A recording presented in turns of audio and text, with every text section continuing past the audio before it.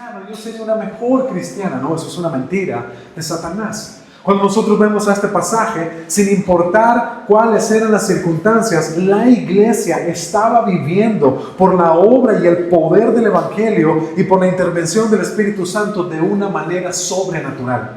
Los estaban persiguiendo, estaban en situaciones adversas, no estaban viviendo un cristianismo como nosotros, no, tenemos un cristianismo bastante cómodo, bastante fácil, no hay mucha incomodidad en nuestra vida, pero estos hombres estaban siendo perseguidos, estaban presentando oposición y sin embargo estaban viviendo como Dios quería que ellos vivieran. Así que es importante que antes de que iniciemos la sermón de esta mañana, recordemos que nosotros debemos pensar nuevamente en el hecho de que la persecución cristiana es algo inevitable.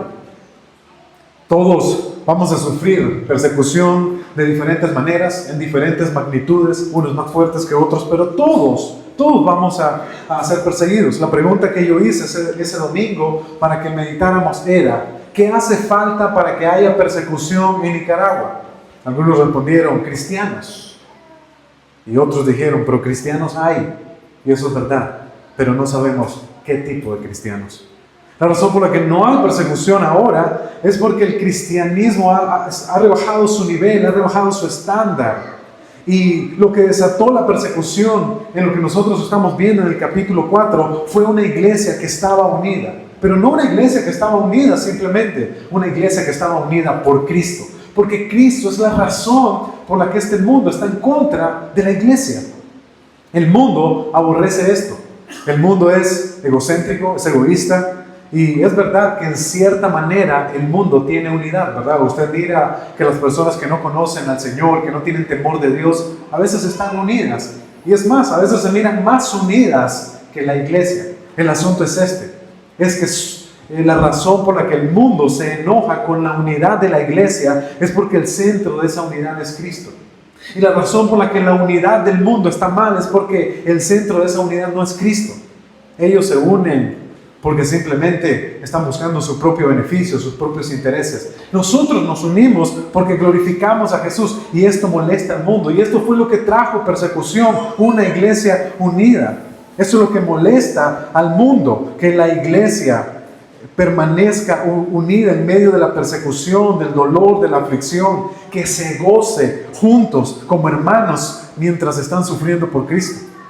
Lo mismo pasa con el servicio. El mundo odia a una iglesia que sirve. El mundo, la filosofía del mundo no es servir. La filosofía del mundo es ser servido. Usa tu poder y usa tu autoridad para que las demás personas te sirvan.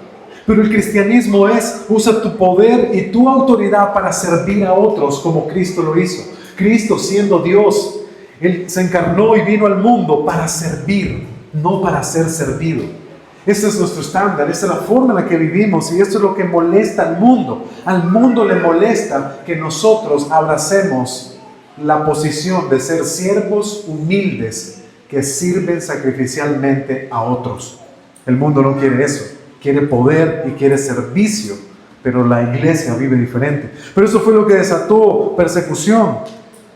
Eso fue lo que trajo la persecución, la predicación del Evangelio. Ellos estaban predicando y esto provocó que el mundo no estuviera tranquilo porque el Evangelio proclama a Jesús como el único Señor y como el único Salvador. Ahora, es verdad, el mundo tiene muchos señores. Principalmente el mundo reclama que cada quien es Señor de su propia vida. Pero también el mundo tiene muchos salvadores y no le gusta que el Evangelio proclame a un solo Señor y a un solo Salvador, y que lejos de este Señor y de este Salvador no hay salvación para los hombres. Y por último, y no menos importante, el mundo aborrece a una iglesia generosa. Hermanos, escuchen esto por favor y grábense esto profundamente en sus corazones. El mundo aborrece a una iglesia generosa. ¿Qué significa esto? ¿Qué significa? El mundo aborrece a una iglesia conformada por creyentes que se despojan para suplir las necesidades materiales de otro. El mundo aborrece a una iglesia que no acumula, a una iglesia que da, a una iglesia que comparte lo que tiene, a una iglesia que no es consumista, que vive de manera sencilla para compartir con otros. Contrario a lo que el mundo hace.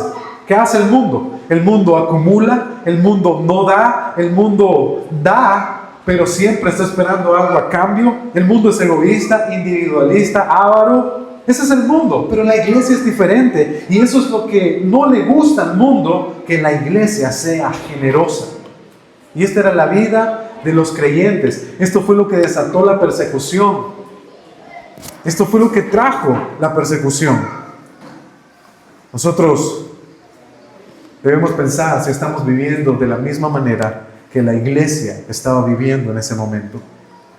El mundo no se preocupa por una iglesia que no está interesada en promover y mantener la unidad, una unidad espiritual, amorosa, que Cristo logró por nosotros en la cruz. El mundo no está preocupado por una iglesia que no busca oportunidades para servir de maneras más sacrificiales. Escuchen, no solo maneras de servir.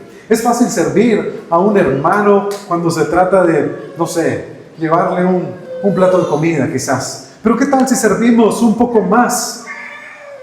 ¿Qué tal si buscamos formas más intensas de servir? Formas donde sabemos que nos va a costar salir de nuestra comodidad y servir a otros.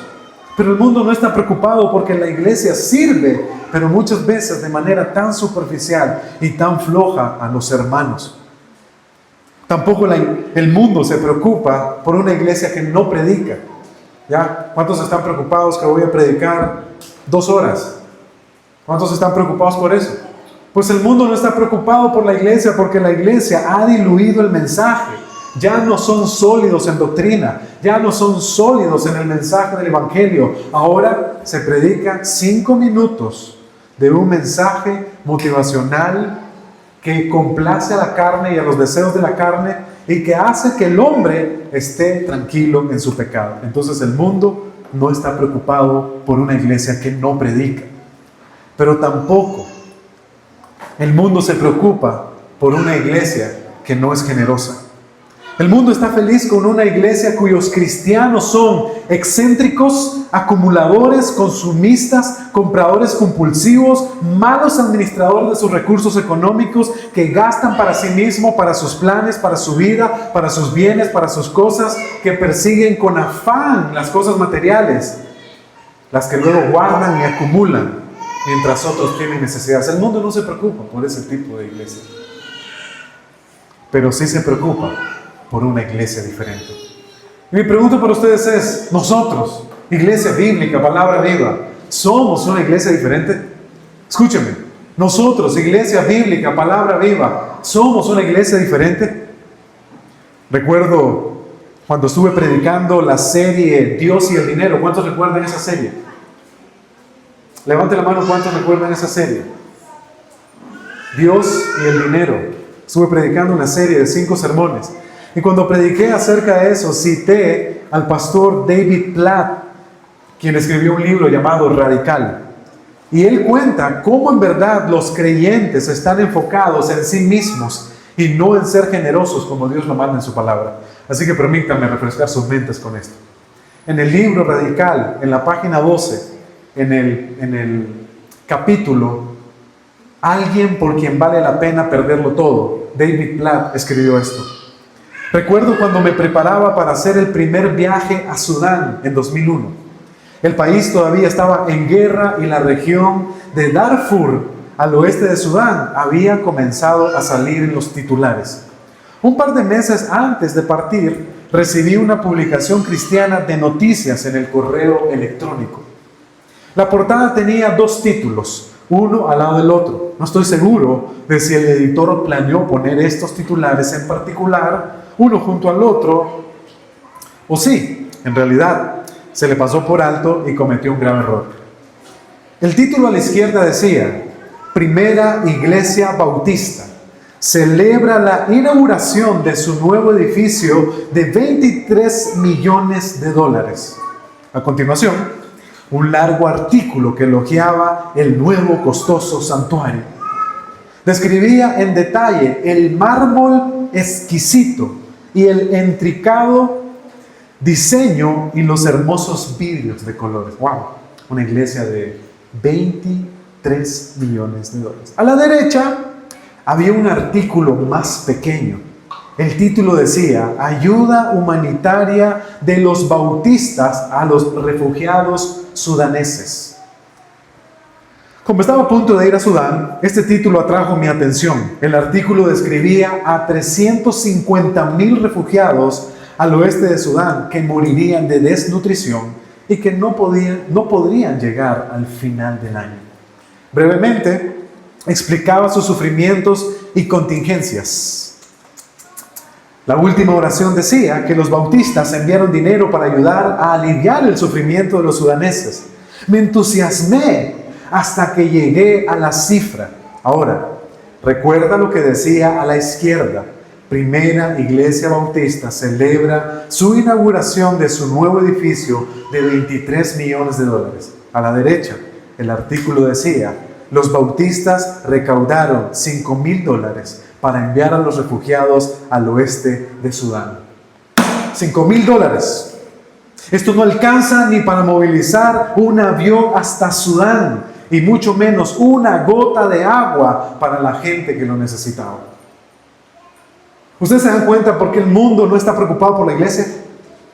¿Ustedes se dan cuenta por qué nunca seremos una amenaza para el infierno y para Satanás y para las huestes y potestades? Es porque causamos risa con nuestra generosidad.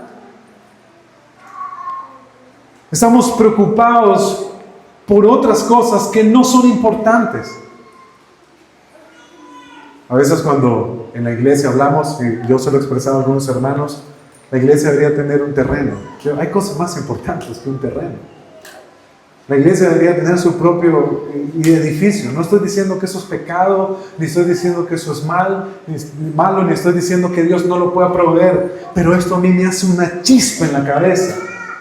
Esto a mí me hace algo en mi corazón cuando pienso cuánto dinero podríamos gastarnos en construir un templo mientras hay tantas necesidades que los cristianos están llamados a suplir. Dicho eso, entramos al capítulo 5 de nuestra lección, de nuestro sermón de hoy. Vamos a leer.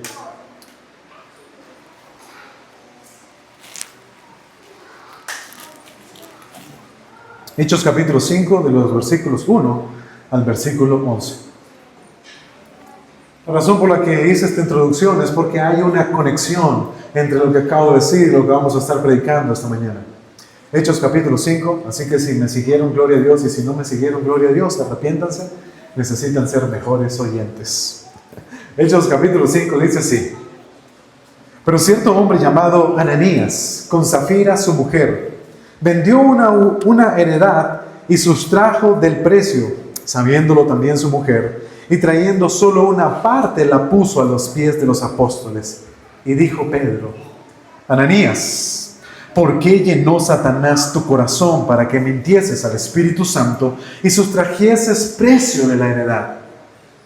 Reteniéndola, ¿no se te quedaba a ti? Y vendida, ¿no estaba en tu poder? ¿Por qué pusiste esto en tu corazón? No has mentido a los hombres, sino a Dios. Al oír esto, Ananías, estas palabras, cayó y expiró. Y vino un gran temor sobre todos los que oyeron. Y levantándose los jóvenes, lo envolvieron y sacándolo, lo sepultaron. ¿Qué le pasó a Ananías? ¿Ah? No se escucha, hermanos. Solo son los primeros 10 minutos y ya se durmieron. Se murió. Versículo 7. Pasado un lapso como de 3 horas, sucedió que entró su mujer, su lindísima esposa, no sabiendo lo que había acontecido. Entonces Pedro le dijo: dime, ¿vendiste en tanto la heredad? Y ella dijo: sí, en tanto. Y Pedro le dijo: ¿por qué conviniste en tentar al Espíritu del Señor? He aquí a la puerta los pies de los que han sepultado a tu marido y te sacarán a ti. Al instante ella cayó a los pies de él y expiró. Y cuando entraron los jóvenes, la hallaron muerta y la sacaron y la sepultaron junto a su marido. Y vino gran temor sobre toda la iglesia y sobre todos los que oyeron estas cosas. Entramos al sermón esta mañana y estamos frente a un relato sorprendente. Dios, escúcheme, hermano, por favor. Yo creo que no hay otro pasaje como este en las Escrituras. Dios de manera súbita termina con la vida de dos personas que escondían intenciones malvadas en sus aparentes buenas acciones. Escúcheme bien.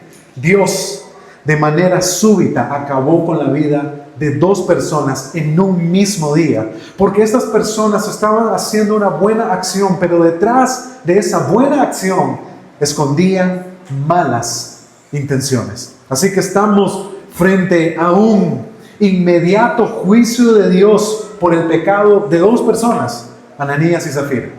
Ahora, antes de decirle cuáles serán los puntos que veremos esta mañana, permítame dar algunos datos que el texto nos arroja acerca de Ananías y Zafira. En primer lugar, no sabemos mucho de Ananías y Zafira.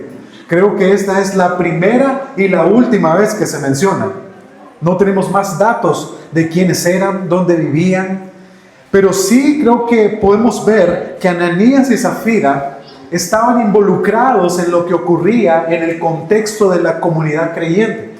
Muy posiblemente Ananías y Zafira habían hecho una profesión de fe, al parecer, aunque en un momento lo veremos. Ananías y Zafira parecían ser creyentes, pero no lo eran.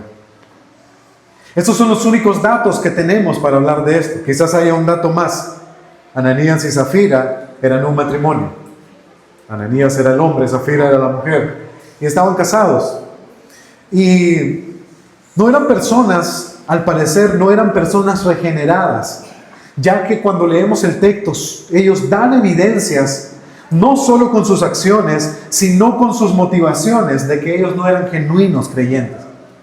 Pero si hay algo que este pasaje nos deja ver claramente, es cómo Dios trata con el pecado de su iglesia con la finalidad de mantener su pureza. Escuche bien, si hay algo que es verdad acerca de la iglesia, es que la iglesia es una iglesia santa y es una iglesia pura. Y lo que Dios está haciendo al tratar con el pecado de Ananías y Zafira es que Él nos está diciendo, cuidado, cuidado, mi iglesia es una iglesia santa.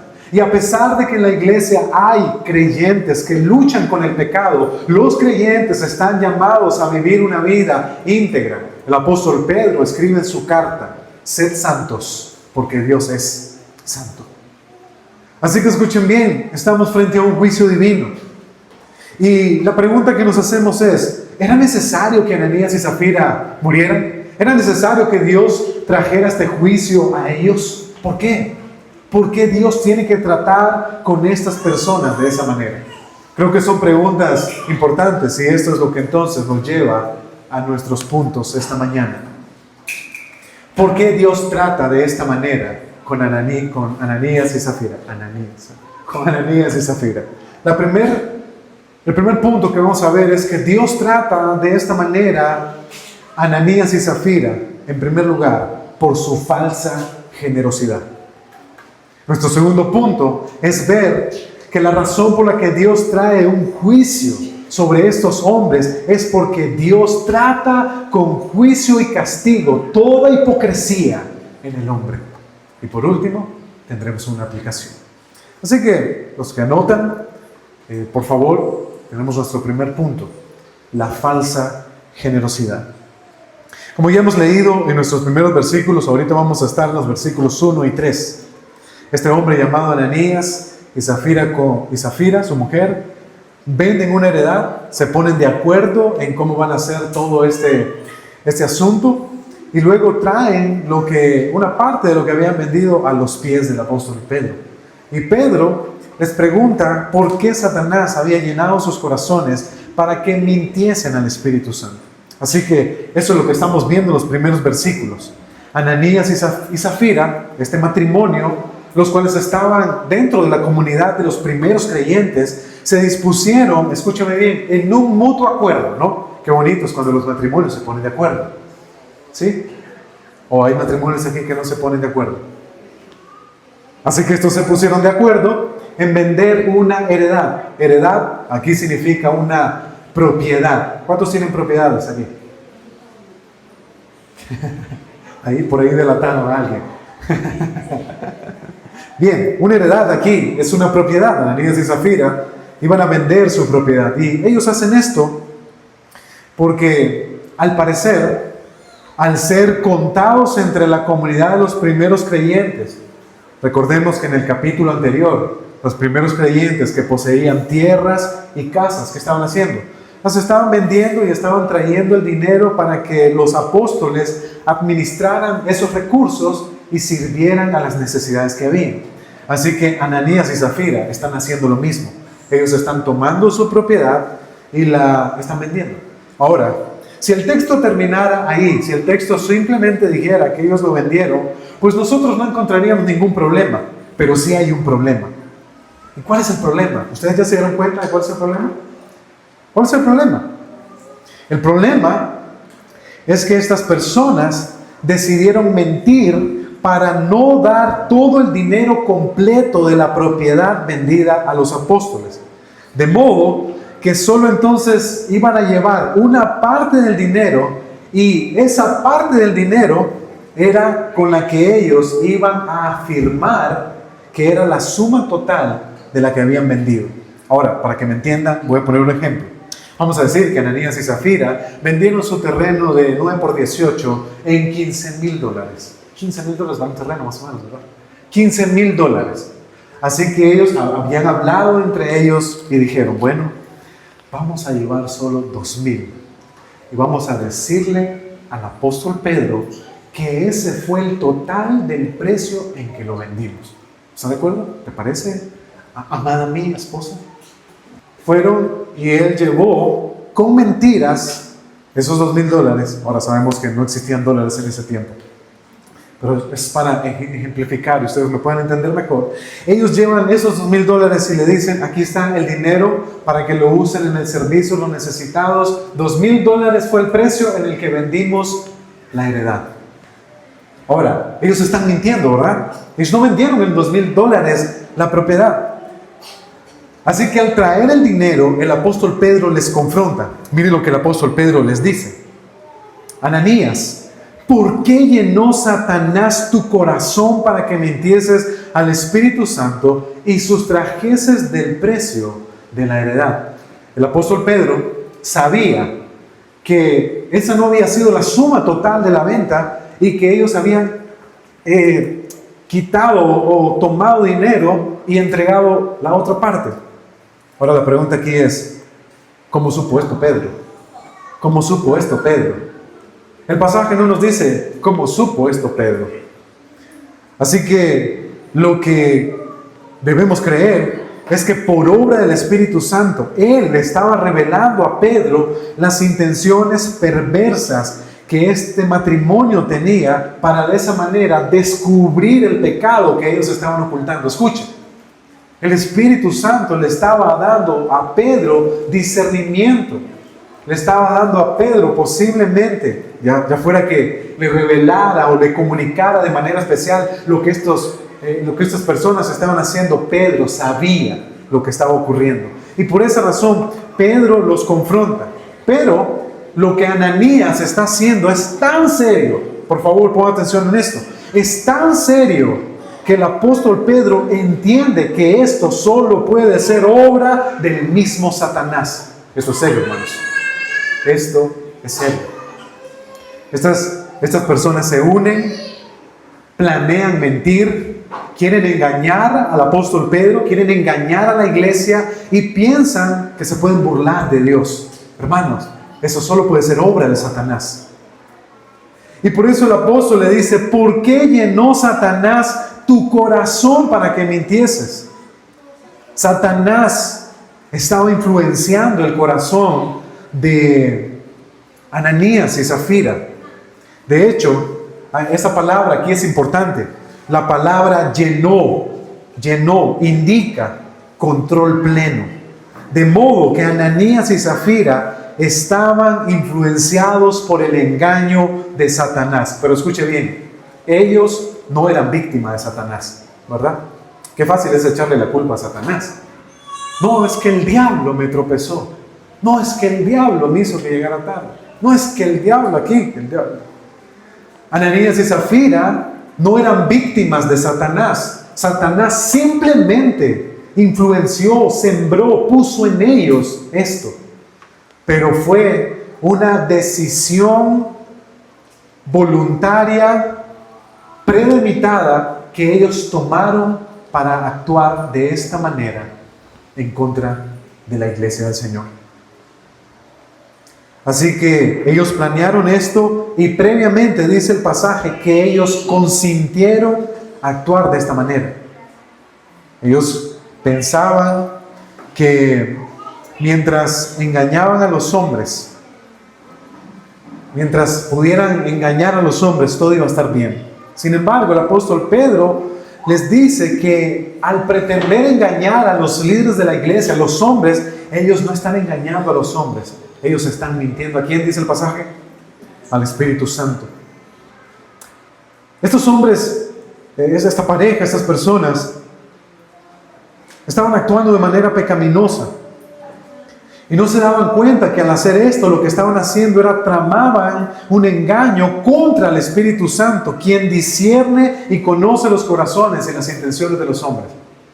Escuchen, ellos querían burlarse de Él. Pero no puede ser burlado. Él conoce nuestro corazón, conoce nuestros pensamientos, nuestras motivaciones. Él conoce nuestras intenciones. Pero al actuar de esa manera, ellos piensan que pueden engañarlo. Así que Pedro continúa diciéndoles esto. El apóstol Pedro le dice, no era necesario mentir. No era necesario mentir. ¿Por qué le dice eso? Mire lo que dice el versículo 4. Reteniéndola, no se quedaba a ti y vendida. ¿No estaba en tu poder? ¿Por qué pusiste esto en tu corazón? Él está diciendo, ¿no era tuyo el terreno?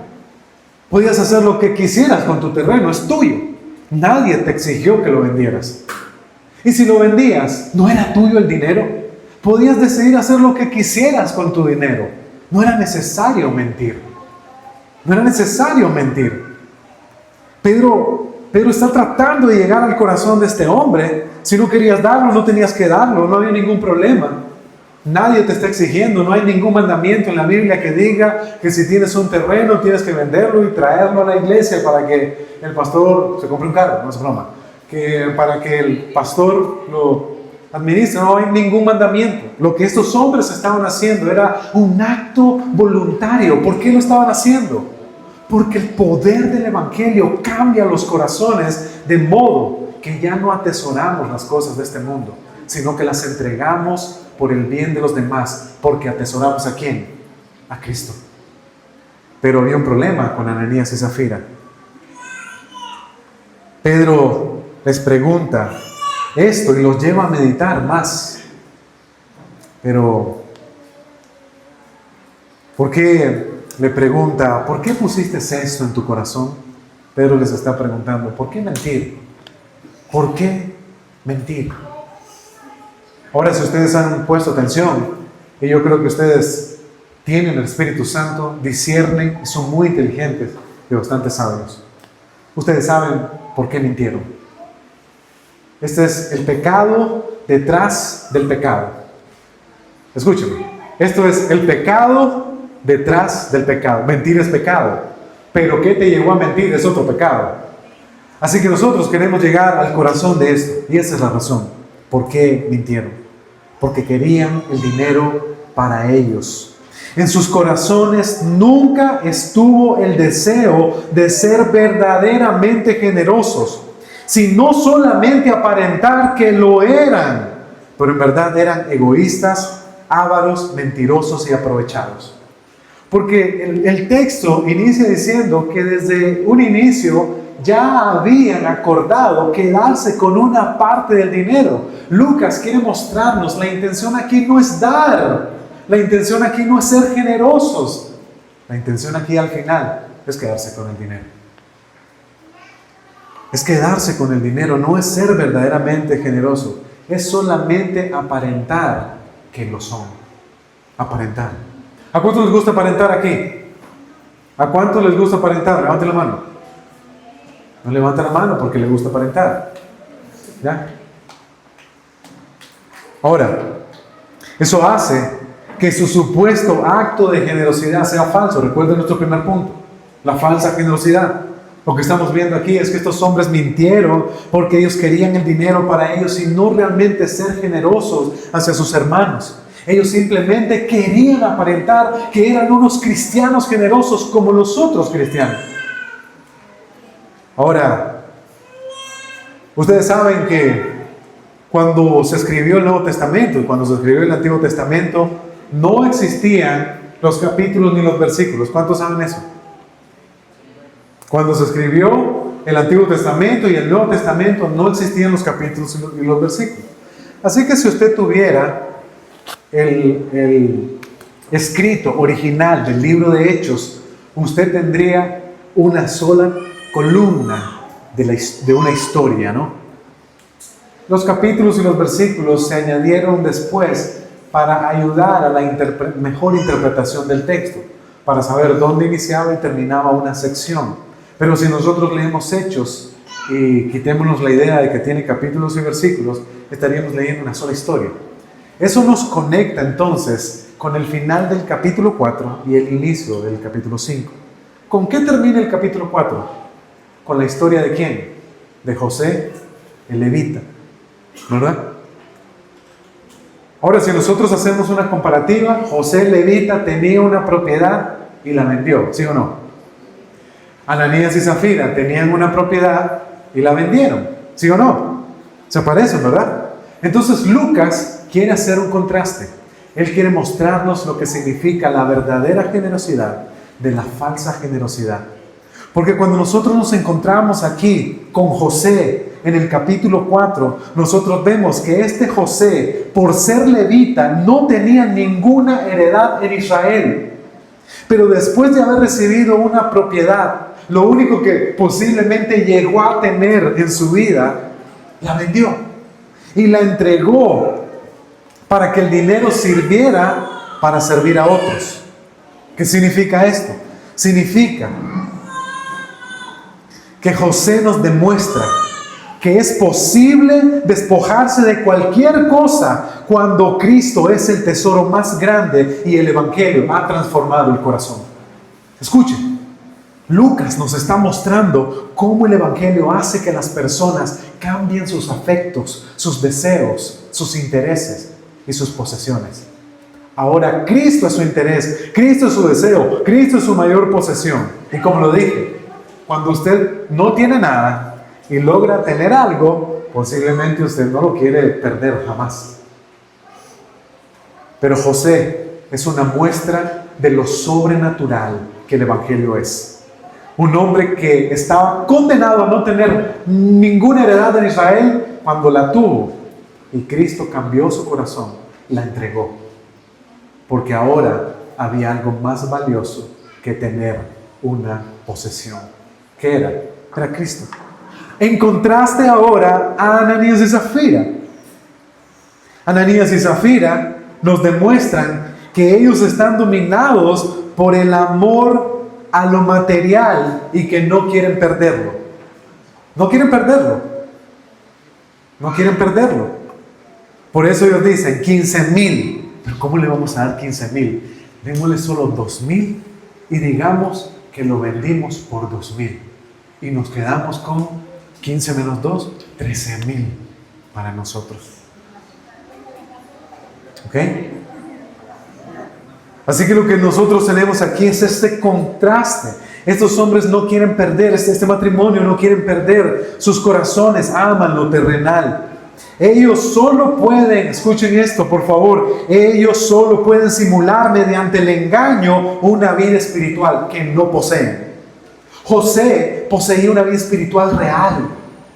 Por eso él podía ser generoso. Porque él sabía que amar a su prójimo y servirlo, eso es ser cristiano. Pero esos hombres están engañados.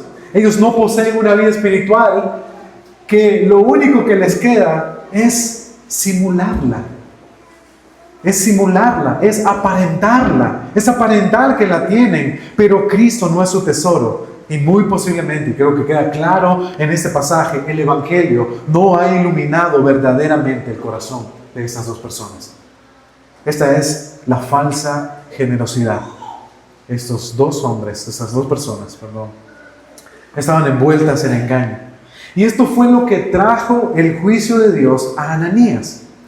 Ananías pensó que él podía mentir a sus líderes mientras se quedaba con el dinero para él.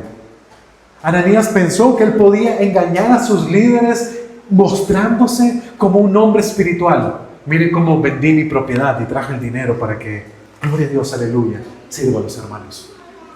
Ese es Ananías. Él quiere engañar a las personas, pero no se da cuenta de que tratando de mentir a los líderes, él está mintiendo a Dios. Todo pecado es ¿contra quién? Contra Dios. Si usted habla mal de su hermano, ¿de quién está hablando mal usted? Si usted chismea en contra de su hermano, ¿de quién está chismeando? ¿De quién está chismeando? Se me durmieron, ¿qué pasó? Ok. Si usted ofende a su hermano, ¿a quién está ofendiendo usted? ¿A quién? A Dios. Eso es lo que está pasando aquí. Pedro le está mostrando, mira, todo lo que hiciste, lo hiciste en contra de Dios. Tú estás pecando contra Dios. Este hombre ni siquiera tuvo temor de Dios al actuar de esta manera contra los líderes, contra la iglesia y contra el Espíritu Santo. No había temor de Dios. Ananías y Zafira ni siquiera se detuvieron a medir las consecuencias de sus acciones. Ellos no pensaron en las implicaciones de lo que estaban haciendo. No había temor de Dios. Déjenme decirle, cuando una persona tiene temor de Dios, esa persona piensa, ¿ofenderé al Señor con esto? ¿Y qué tal si esto que voy a hacer es un pecado contra Dios? Porque el temor de Dios está en él. Y la palabra dice que el temor del Señor, en Proverbios, el temor a Jehová está en apartarse del mal. Por esa razón, una persona que tiene temor de Dios es la persona que se detiene a pensar bien, porque el último lugar en el que esta persona quiere terminar es en el pecado. No quiere terminar ahí. Hará lo que sea por no terminar ahí, porque él teme al Señor. Pero Ananías no está teniendo temor de Dios. Así que cuando Pedro le dice esto, inmediatamente la manera en la que Dios castiga a este hombre es con la muerte inmediata. Escuche, ni siquiera le dio tiempo para justificar sus acciones. Ni siquiera hubo un instante para arrepentirse. Ni siquiera hubo un instante para balbucear una sola palabra. Fue muerte inmediata. Así que hermanos, Dios mata a los hombres. Dios mata a los hombres cuando su juicio es súbito por el pecado. Y esto produjo que los hombres se atemorizaran. ¿Por qué se atemorizaron? Se atemorizaron de la hipocresía y del pecado dentro de la iglesia. Y los que se congregaban en la iglesia aprendieron que la muerte puede ser la consecuencia de esta clase de pecado. Esas personas empezaron a tener temor y empezaron a ver que la hipocresía y el pecado de la iglesia es algo que Dios va a tratar seriamente. Ahora, permítanme mostrarles 4 cosas rápidamente acerca de la falsa generosidad. Porque creo que si todos hacemos esta pregunta, ¿cuántas personas son generosos? Hermanos, todos nos creemos generosos. Todos nos creemos generosos. Pero cuando vemos este pasaje nos damos cuenta que este pasaje nos muestra 4 cosas en cómo se ve la falsa generosidad. En primer lugar, la falsa generosidad es cuando se da poco, no porque no se tenga más, sino porque se ama más lo propio que al Señor. Escúcheme, la falsa generosidad es cuando se da poco, no porque no se tenga más, sino porque no se ama, sino porque se ama más lo propio que al Señor. Escuche, usted da poco, no porque no tenga más que dar, sino porque usted se ama más a usted mismo. La falsa generosidad, la segunda muestra es que la falsa generosidad se ve cuando se miente para aparentar una entrega mayor de la que realmente se hace. Escuche, la falsa generosidad es cuando se miente para aparentar una entrega mayor de lo que realmente se hace. ¿Ya? Pensemos en Ananías y Zafira. Ellos vendieron la propiedad en $15,000, pero ellos dieron 2,000, aparentando, ¿qué cosa? ¿Qué aparentaban? Que esa era una entrega mayor, sacrificial, que ellos estaban haciendo por ellos. Eso es una falsa generosidad. Una falsa generosidad, tercera cosa, es cuando se da, pero sin deseo genuino de hacerlo, sino de mala gana. ¿Ah?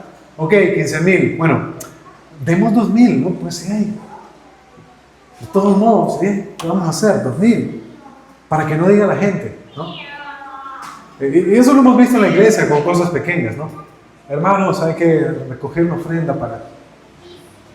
Yo no quiero dar, al pastor le parece que yo tengo reales, pero voy a dar para que no digan. Ahí está. Miren qué generoso que soy. Di. No, y cuando el pastor está diciendo, gracias a los hermanos que ofrecen, amén. El que no quería dar, amén. Chau. Hermanos, eso es una falsa generosidad y eso tiene un nombre. Se llama hipocresía. Hipocresía. Y por último, la falsa generosidad es cuando se da movido por las apariencias y no por amor a Dios y al prójimo. Falsa generosidad es cuando una persona saca su dinero para que otros miren, pero no está motivado por el amor a Dios y al prójimo. Esto es Ananías y Zafira. Esta es la falsa generosidad que ellos tienen y la razón por la que Dios está trayendo un juicio hacia ellos. Porque esta falsa generosidad demuestra una vida de hipocresía. Ellos realmente no quieren dar, ellos quieren todo para ellos. Ellos solo quieren aparentar una vida espiritual. Que la hipocresía en la Biblia es aparentar una vida piadosa que usted no tiene. Es aparentar una vida santa que usted no tiene. Es aparentar una vida cristiana que usted no vive. Eso es hipocresía. Y esa es la hipocresía de estos hombres que los está llevando a actuar de esta manera. Y por esa razón Dios está trayendo juicio a ellos. Veamos nuestro segundo punto. El juicio de Dios sobre la hipocresía. Ahora, cuando hablamos de la hipocresía, hablamos de los que fingen ser algo que no son. Ananías y Zafira eran un ejemplo clásico de esto. Ellos se encuentran entre los cristianos y ellos deben fingir que son espirituales para encajar. Ellos deben fingir que son cristianos para que su pecado y su amor a las cosas terrenales no quede al descubierto, ¿ya? Déjeme decirle que el mejor lugar, el mejor escondite para un hipócrita no es entre los hipócritas, es entre los cristianos. El mejor escondite para un falso no es con el mundo, es con los cristianos. ¿Dónde estaba Judas? Judas estaba con los 12, bien escondidito, ¿verdad? Parecía de los 12, pero no era de los 12. Parecía un discípulo, pero no era un discípulo. Parecía creyente, pero no era creyente. Así que Ananías y Zafira están contados entre los 5,000 que se convirtieron, pero no eran cristianos. Pero ellos tienen que vivir una vida aparentemente cristiana para que el pastor no los descubra, para que los miembros de la iglesia no sepan cómo ellos aman las cosas de este mundo.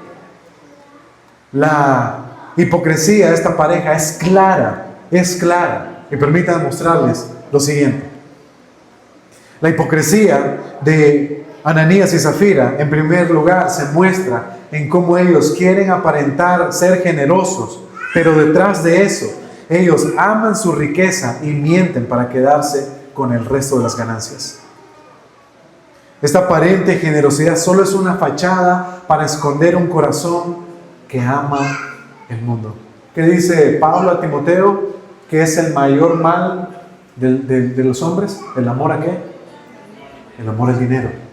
Y yo sé que aquí si yo pregunto, ¿usted ama el dinero? No, yo no amo el dinero, dice usted. Ay, hermano. La falta de generosidad muestra qué es lo que usted ama realmente. Así que Ananías y Zafira simplemente están aparentando ser generosos porque no quieren dejar al descubierto que en verdad ellos están aferrados a las riquezas más que a Dios. Ellos solo utilizan la venta de su propiedad como una herramienta para continuarse viendo bien, pero ellos están mal. La segunda cosa que nos muestra la hipocresía de estos hombres es que ellos no actúan vendiendo esto por amor al prójimo, sino por su propio egoísmo. Ellos ya habían acordado vender y quedarse con la mayor parte. Escúchenme. Al igual que David Platt dice, $5,000 ni siquiera podrían mover un avión, ni siquiera podrían llevar agua para esas personas que están muriendo. Piensen, una comunidad de 5,000 creyentes con diferentes necesidades. Supongamos nuevamente, no hipotéticamente. Eso es un ejemplo. ¿Qué podrían hacer con $2,000? Hermanos, no pueden hacer mucho. Así que ellos no están haciendo esto porque amen a sus hermanos, porque amen al prójimo. Simplemente es porque son egoístas. Eso muestra su hipocresía. La otra cosa es que muestra su hipocresía, es que ellos andan en la carne, permitiendo la influencia de Satanás y no escuchando al Espíritu Santo, ni rindiéndose a las influencias. Hermano, todos los días nosotros escuchamos dos voces. O usted escucha la voz de Satanás, o usted escucha la voz del Señor que viene a través de su palabra. Y usted termina creyendo o las mentiras de Satanás, o las verdades del Señor. Pero esto es así. Ananías y Zafira muestran su hipocresía porque siendo cristianos, ¿por quién deberían ser guiados? Por el Espíritu Santo, pero ellos están siendo llenos, la palabra llenos, ahí una total influencia por Satanás. Ellos estaban influenciados por el pecado. Es más, esta venta que ellos hicieron, la hicieron en la carne, no guiados por el Espíritu Santo como José, cuyo corazón fue guiado a ser generoso para servir a la iglesia. Estos hombres no, estaban guiados por su propia carne y su propio pecado, y al final lo hicieron para servirse a ellos. Una cuarta cosa que muestra la hipocresía de estos hombres, de estas personas, que siempre digo hombres, estas personas, es que ellos persisten en el engaño deliberadamente. Miren, vendieron la propiedad, sabían que iban a mentir, y aún así, con todo su descaro y siguiendo en su plan como si nada, fue a Pedro a tratar de engañarlo. Y luego cuando él muere, en los versículos más abajo, dice que llegó su esposa 3 horas después, y esa mujer iba determinada a seguir mintiendo. Así que aquí se muestra la hipocresía, porque el Señor nos manda a los cristianos a caminar en la verdad, pero estos están caminando en el engaño de manera deliberada. Es decir, ellos planificaron y determinaron mentir, sí o sí. Así que Zafira y Ananías permanecieron en el engaño, lo que muestra una hipocresía. ¿Por qué? Porque ellos iban a ocultar el pecado y a hacer como si nada pasaba. Hipócritas.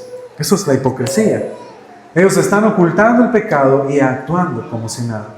Una quinta cosa que nos muestra la hipocresía de estos hombres es cómo ellos subestiman a sus autoridades espirituales y los menosprecian. Díganme, ¿no es un menosprecio tramar una mentira para engañar a sus líderes? ¿No es un menosprecio a sus autoridades? Sí lo es, ¿verdad? Sí lo es. Ellos no están respetando a sus autoridades puestas por el Señor. Ellos los están tomando por tontos. Ellos están diciendo, esos son los grandes bobos. En el lenguaje popular nicaragüense diríamos, son tontos, son idiotas, no se van a dar cuenta de lo que nosotros estamos haciendo. Pero ellos están subestimando a sus autoridades, recordando que Dios respalda a sus líderes. Y Dios les da sabiduría y discernimiento espiritual para discernir los espíritus y probarlos para saber si son de Dios. Así que usted nunca intente engañar a sus líderes, por favor. ¿Ok? No escucho los amenes. Ok. Así que ellos, en su hipocresía, es la manera en que muestran su hipocresía están subestimando.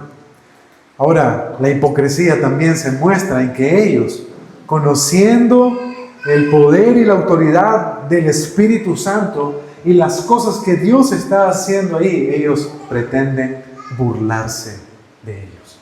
Pretenden burlarse de Dios y del Espíritu Santo. Y esto fue entonces lo que trajo el juicio de Dios sobre estos hombres. Escúchenme bien.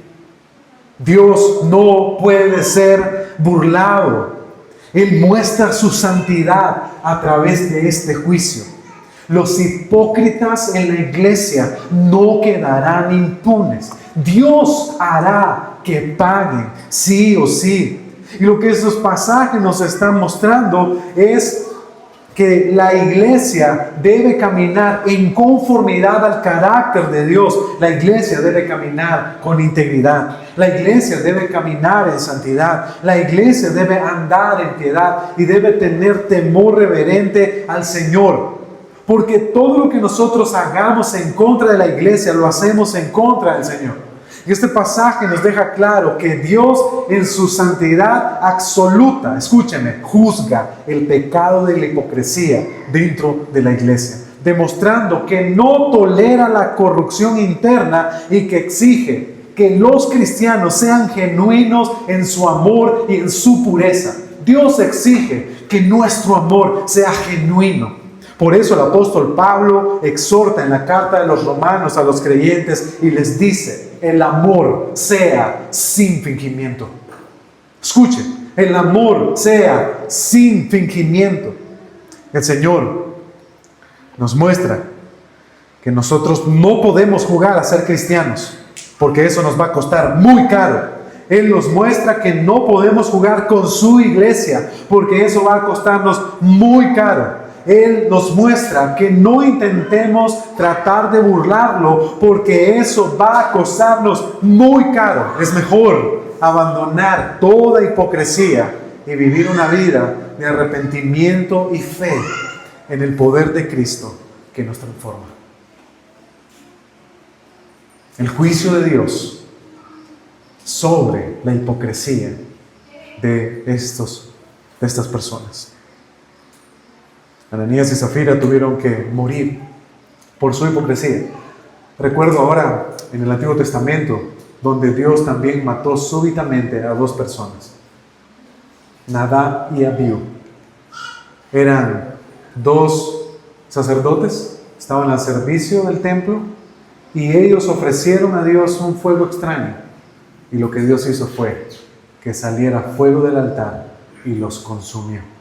Ahora, el contexto da a entender que estas personas no solamente ofrecieron un sacrificio que Dios no había pedido que se ofreciera, sino que se acercaron a Dios de manera irreverente. Porque en el contexto, Moisés le dice a Aarón que procure no acercarse después de haber tomado, como si estuviera ebrio, que no se acerque si él está en esa condición. Parece que estos jóvenes no estaban en su juicio y se acercaron a Dios de una manera incorrecta, inapropiada, y Dios demostró que Él es un Dios santo. Santo. Es un Dios que trata con el pecado. Ahora nuestro versículo termina, para entrar a la aplicación, diciendo que sepultaron a estos 2 hombres, a esa mujer y a este hombre, los sepultaron. Los 2 murieron inmediatamente, y el versículo 11 termina diciendo esto: y vino gran temor sobre toda la iglesia. Este temor consistía en que cuando la iglesia vio lo que Dios hizo, aquellos que vieron la hipocresía de estos hombres y que vieron la superficialidad de su cristianismo, empezaron a tener temor de sí mismos. Empezaron a pensar: si Dios le hizo esto a estos hipócritas, ¿qué nos hará a nosotros que también estamos caminando en hipocresía? Si Dios le hizo esto a estos que no fueron generosos y trataron de engañar al Espíritu Santo, ¿qué no nos hará el Señor a nosotros? Ahora entramos a nuestra aplicación. Dios está haciendo esto en su iglesia para que su iglesia tema. Es una manera de advertir a la iglesia y de decirle: iglesia, cuidado con la hipocresía. Iglesia, cuidado con tu falta de generosidad y con tu amor a las posesiones de este mundo. Iglesia, cuidado con el pecado que tratas de disfrazar con tu vida religiosa. Iglesia, cuidado con tu hipocresía, tratando de simular lo que no eres. Charles Spurgeon dijo: la hipocresía convierte al alma en un escenario de mentiras donde el pecado es maquillado con virtudes. ¿Con qué? ¿Con qué maquillamos el pecado? Con virtudes. Lo que hace aún más terrible el juicio de Dios, pues aquellos que fingen justicia son los primeros en ser condenados. Ese es el problema con la hipocresía. Ese es el problema con tratar de engañar a las personas. Así que quiero terminar este sermón animándote que esta semana pienses en esto. La hipocresía es algo serio. Tu falta de generosidad tiene una raíz. Piensa en esto. ¿Qué es lo que más estás amando? El problema de Ananías y Zafira no era la propiedad. El problema de Ananías y Zafira no es cuánto entregaron. El problema de Ananías y Zafira era un corazón que estaba perdido y no amaba a Cristo como debía amarlo. Era un corazón que jamás había experimentado el perdón, que jamás había experimentado lo que significa nacer de nuevo. Así que esta semana no quiero que digas, yo no soy un hipócrita. No, yo quiero que te sientes y pienses en esto. Yo quiero que tú te sientes y medites en tu corazón. ¿Cómo estás viviendo tu vida? ¿Con qué virtudes estás tapando tu pecado? ¿Con qué virtudes estás tratando de decirnos, mírenme, yo no tengo nada que esconder? Miren cómo hago esto, miren cómo hago lo otro. Cuando en verdad, detrás de eso, estás escondiendo algo. Es por eso que te ruego que te arrepientas. Te ruego que te arrepientas. Y si es verdad que no siempre, o quizás ninguno de aquí hemos escuchado decir que alguien fue muerto súbitamente en la iglesia, déjame decirte que si por tu hipocresía Dios no te mata hoy, no te preocupes, llegará el día que sí lo hará, porque Él prometió regresar y vengarse de sus enemigos. Y todo hipócrita en la iglesia es un enemigo de Dios. Me preocupo por mí, me preocupo por ti, porque no quiero estar dentro de los que son cristianos, pero terminar contado dentro de los que son hipócritas. Me preocupo por mí. Este sermón es para mí también. Mientras lo preparaba, yo estaba asustado y temeroso acerca de cómo la hipocresía es algo tan sutil, o a veces algo tan obvio. Pero no quiero que tú y yo nos engañemos con respecto a esto, porque Dios quiere una iglesia genuina. Dios quiere una iglesia auténtica, una iglesia que ama con amor, una iglesia que sirve con pasión, una iglesia que se preocupa y se interesa por los demás como Cristo lo hace por nosotros. Así que esta semana, iglesia, arrepiéntete y piensa en tu generosidad. ¿Por qué no das lo que deberías de dar? ¿Acaso amas este mundo? ¿Qué lugar ocupa Cristo en tu corazón? ¿No es Cristo tan valioso que cualquier posesión en este mundo no vale nada? ¿Por qué le das poco a los demás y te guardas todo para ti? ¿Tienes temor de quedarte sin nada? Eso es un pecado. ¿Te da ansiedad pensar qué vas a comer, qué vas a vestir, cómo te vas a ver, cómo te van a ver tus amigos de la alta sociedad? ¿Te preocupa eso? Estás perdido. Ahí está tu hipocresía, porque estás viviendo para aparentar al mundo que eres de ellos y para aparentar a la iglesia que eres de ellos. Examina tu corazón, porque no quiero que te pierdas en el camino.